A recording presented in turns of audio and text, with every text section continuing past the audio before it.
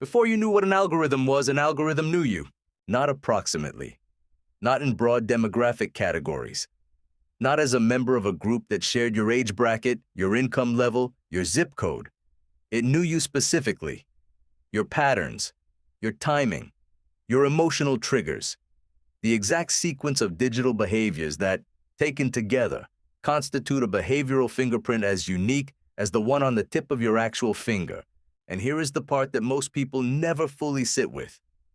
This did not begin when you signed up for social media. It did not begin when you got your first smartphone. It began much earlier, in systems you never knowingly joined, in databases you never consented to populate, in a quiet, persistent, methodical process of observation that was already decades underway before the word AI entered your daily vocabulary. You did not give this data. It was taken. And what was built from it? The model of you that exists in server farms you will never visit, maintained by companies whose names you may not even know, is more detailed, more accurate, and more consequential than most people are prepared to understand. This is a story of how AI spent years studying you before you ever heard its name. To understand how long this has been happening, you need to go back to a moment most people have forgotten or never knew. The year is 2006.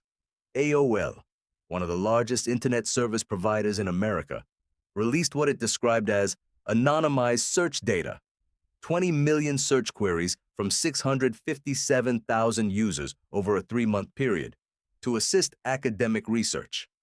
The data was stripped of usernames. The researchers who released it believed they had protected user privacy.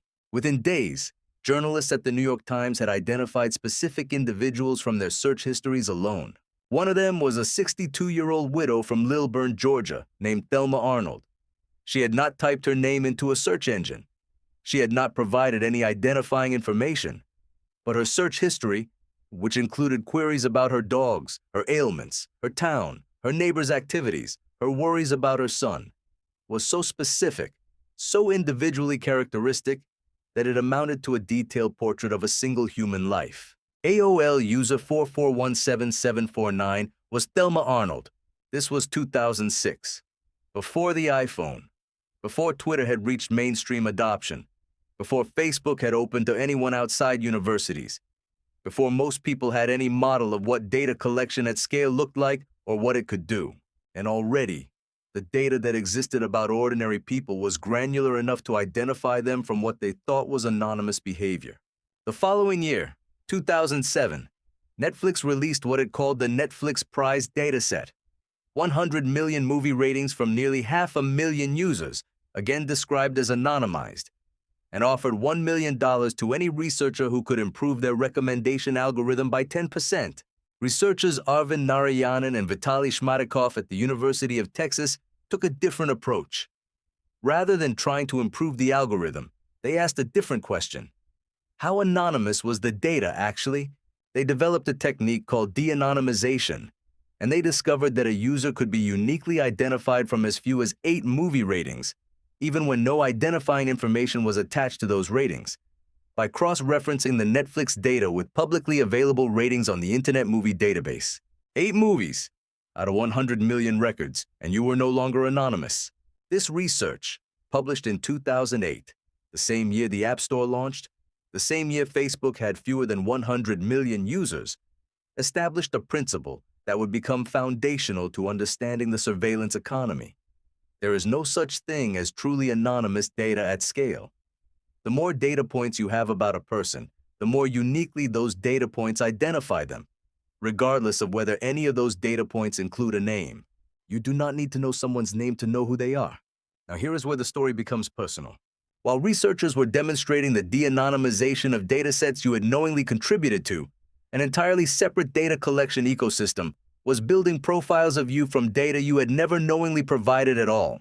This ecosystem has a name that most people have never heard, even though its reach extends to virtually every corner of the modern internet. Data brokers.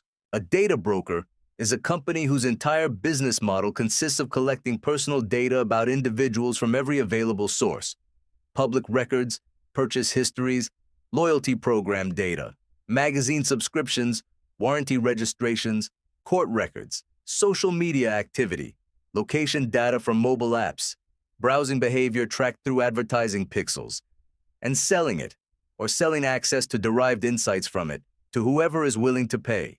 The largest data brokers hold files on virtually every adult in the developed world. Axiom, one of the oldest and largest, has estimated that it holds an average of 1,500 data points on each of more than 2.5 billion people. Not 2.5 billion customers, not 2.5 billion users of a service.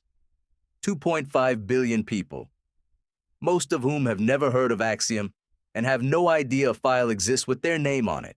That file was being built long before you had a smartphone, long before you had a social media profile. It was built from the warranty card you filled out when you bought a television in 1998, from the magazine subscription you signed up for in 2003, from the loyalty card you used at a grocery store in 2005, from the public records generated when you bought a house, registered a car, or appeared in a court proceeding. Your behavioral profile did not begin when you joined Instagram. It began when you first interacted with any documented system. For most people reading this, that means it began decades ago.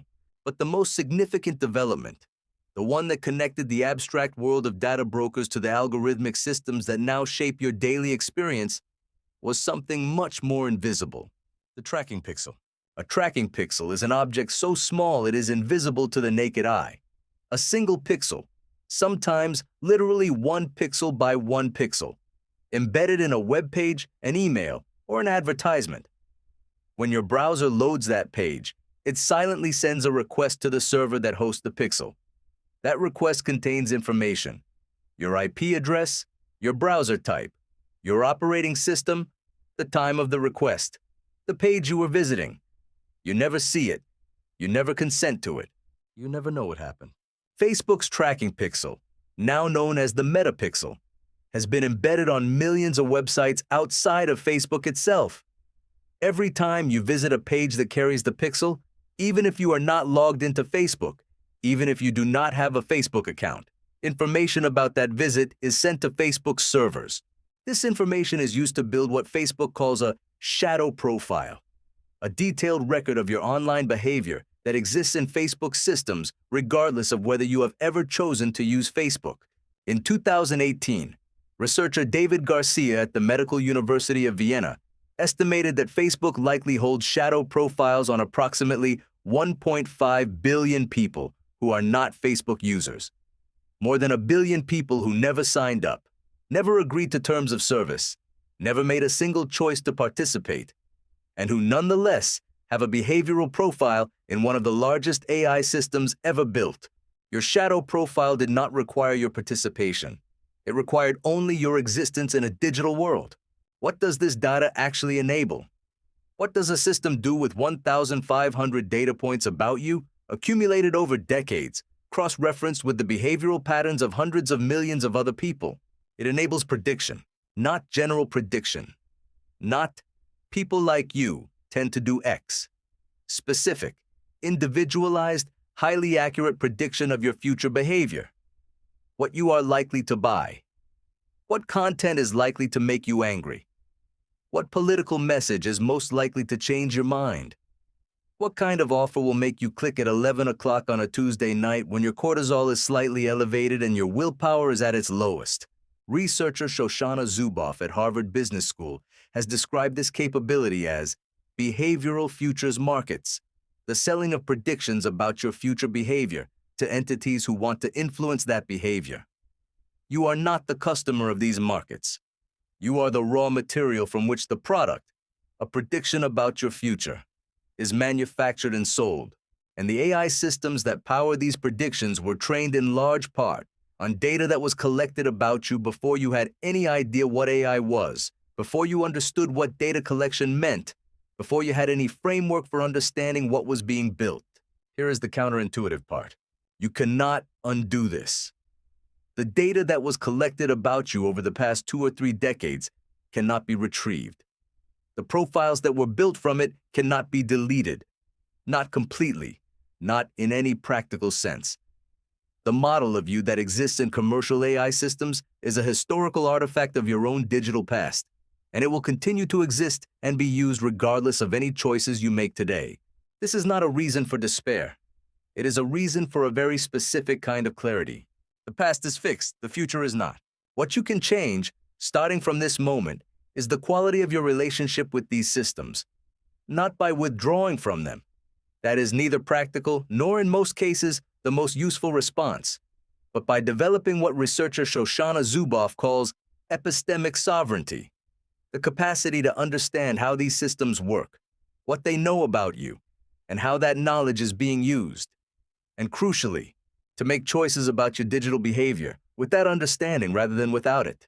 Researcher Helen Nissenbaum at Cornell University has developed what she calls contextual integrity, the principle that information flows appropriately when they match the norms of the context in which they were originally shared. When you fill out a warranty card, you expect that information to be used to service your warranty. When it is sold to a data broker, cross-referenced with your medical records, and used to predict your likelihood of defaulting on a loan, the context has been violated, regardless of whether anything technically illegal has occurred. Understanding that violation, naming it, recognizing it, building it into your model of how information moves through the world, is the foundation of navigating the surveillance economy with genuine agency rather than naive participation. The divide forming in the world right now is between people who understand that their past data exists, that it has been used to build detailed behavioral models, and that those models are continuously influencing the information, options, and opportunities they encounter, and people who do not know any of this. This is not a technical divide. You do not need to understand the mathematics of machine learning to understand that a system knows things about you that you never intended to reveal. You need only understand the history, the AOL leak, the Netflix de-anonymization, the tracking pixel, the shadow profile, the data broker ecosystem, to recognize that the surveillance of your behavior is not a recent development, not a consequence of a choice you made, and not something that can be undone. It is the accumulated record of your digital life, going back further than you probably realize, now powering systems of prediction and influence that operate at a scale, speed, and level of personalization that has no precedent in human history. Organizations like Pinnacle AI Solutions exist to help individuals and businesses navigate this reality with intelligence and intention, not to generate fear, but to build the kind of strategic clarity that allows you to understand what is being done with your data and to make deliberate choices about your relationship with the systems that use it. Before you knew what an algorithm knew you.